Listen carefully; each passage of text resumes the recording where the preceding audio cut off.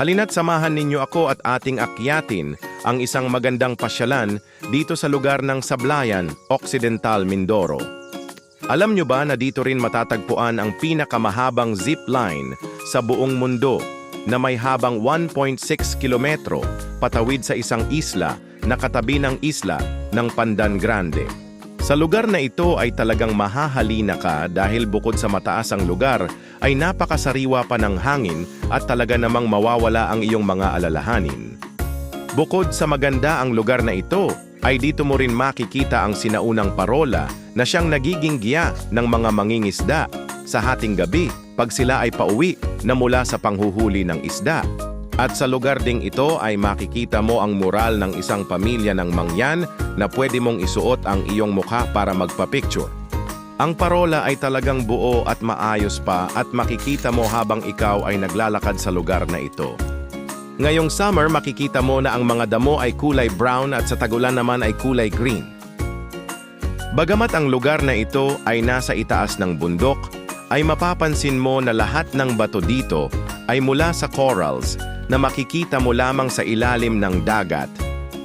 Ang ibig sabihin nito ay dati itong nakalubog sa dagat at umangat lamang dahil sa pressure na gawa ng lava o bulkan noong unang panahon.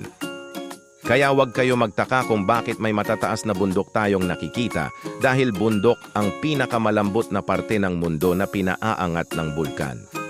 Sa lugar na ito ay may malaking sawa at albino phython. Iguana pati ng mga kabayo ay meron dito.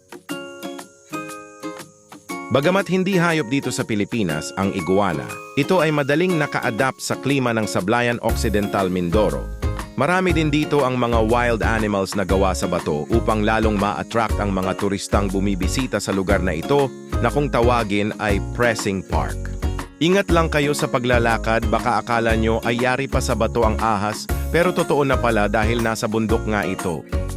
O ang ganda, diba? Nakakabighani talaga lalo na kung bago ka sa lugar na ito. Halika't bumaba naman tayo at pasyalan natin ang isang maganda pang lugar na nasa ibaba lang ng pressing park na ito. Ang lugar namang pupuntahan natin ay lugar na puro bakawan o mangroves na nagiging tirahan ng mga isda, alimango at iba pang uri ng laman dagat.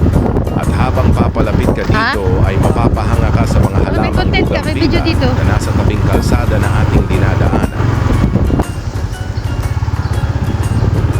Andito na tayo sa may mga bakawan at di ka mag-aalanganing maglakad dahil maganda at maayos ang tulay sa pagitan ng mga bakawan. Mahaba ang tulay na ito at nasa 840 meters ang haba nito at medyo papawisan ka ng kaunti pero maaaliw ka sa makikita mong mga isda na nasa ibaba ng tulay. Alam no ba na ang mga bakawan ang pumipigil sa pagkasira ng mga dalampasigan at pinapahina nito ang puwersa ng mga alon lalo na kung ito ay dala ng tidal waves. Kaya wag ninyo itong putulin bagkus, lalo pang paramihin o itanim. Sa videong ito makikita nyo na may tinitingnan ako. Ito ang mga bunga ng bakawan na kusang nahuhulog mula sa itaas at kusang bumabaon sa buhangin kung mababa ang tubig dagat.